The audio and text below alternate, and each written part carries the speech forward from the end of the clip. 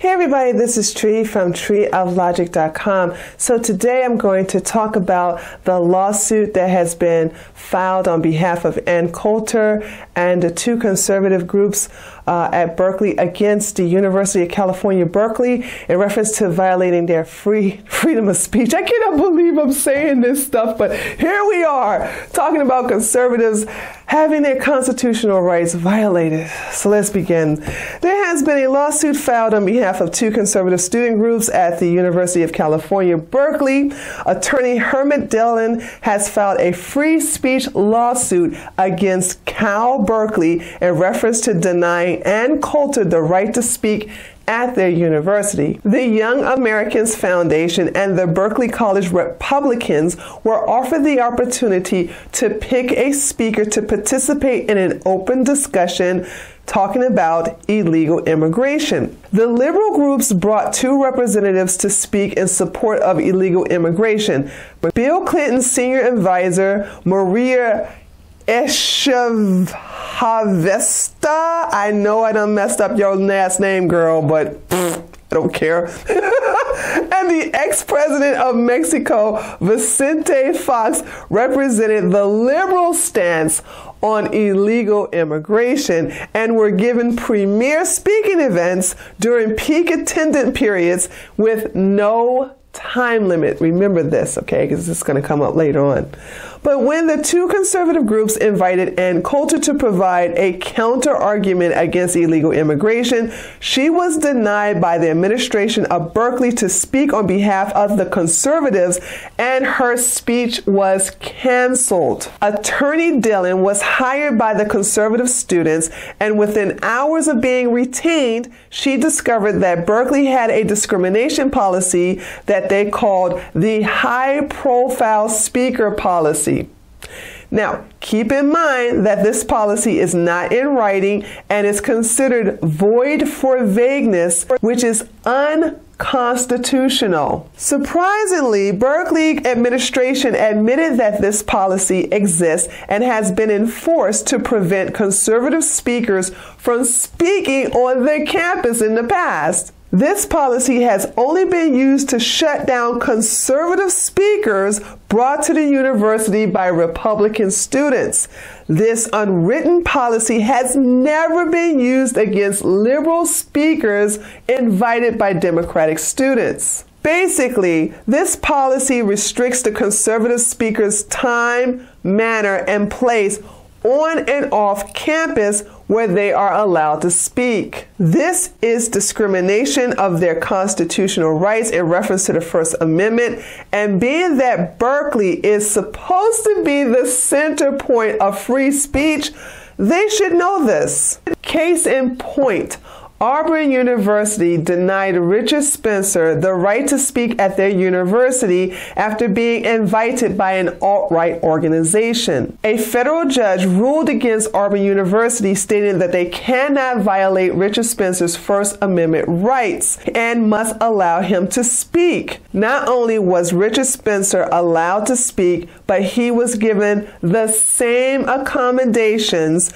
that other speakers were given at the university.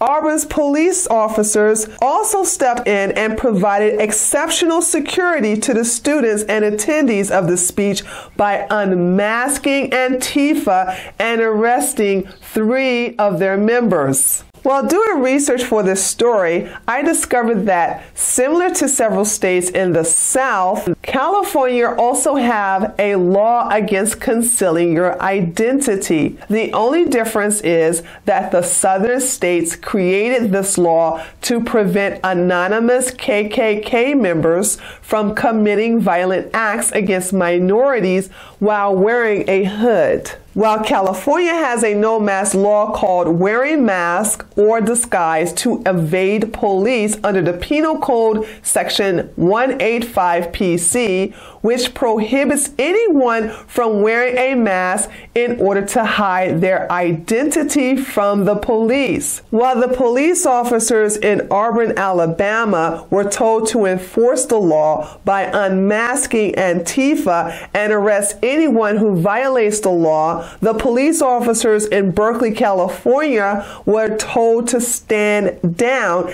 and to not unmask members of Antifa. These orders were given to the police officers via the mayor of Berkeley, who is also a member of BAM and supporter of Antifa. Berkeley's mayor, Jesse Aragon, is the reason why police officers not only stood down in the protest in Berkeley 2 weeks ago, but were also the reason why they stood down in the protest against Milo Yiannopoulos back in February when he was scheduled to speak, and that protest ended up turning into a full-blown riot. When all of this was brought to light last week, the university tried to save face by asking Miss Ann Coulter to speak at the university on May the 2nd. The only thing wrong with this offer is that the university is closed during that week so that students can study for their finals. So they invited Ann Coulter to speak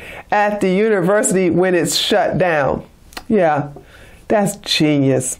Also, Ms. Coulter was given a 2-hour speaking limit. There was no time limit given to the 2 speakers presented for the liberal students. They also asked her to consider rescheduling her speaking date for sometime in the fall. However, when Ann Coulter asked if the same limitations would be applied to her during the fall as they are now, the Berkeley administration said yes, and she will not be given the same security or speaking venue that was generously given to the liberal speakers who were invited by the Democratic students. This is a clear case of discrimination. This not only violates Ann Coulter's First Amendment rights, but it also violates due process as well as the 14th Amendment, which is violating the conservatives' equal rights. However, it doesn't go unsaid that even though the conservative speakers and the students' rights were clearly violated, the ACLU has no interest in this case and is simply ignoring it. How did we get to this time of our lives when we as conservatives are the oppressed group? How is it that political figures and people in powerful positions feel justified in violating our constitutional rights? What are they afraid of? And why won't they sit down and have a one-on-one discussion about our differences? Like, what's wrong with that? And what's wrong with us speaking our minds? Do you liberals not see what you're doing? Hashtag not all. You are taking our voice away, that you are making minorities such as myself unite with white nationalists to join together to fight against you. Do you not see what you are doing here? You are punishing us because we have different political views, and you think it's okay to discriminate against us for that? How will this all end? I always ask that question to people who act irrationally. How will this all end? We showed you as conservatives,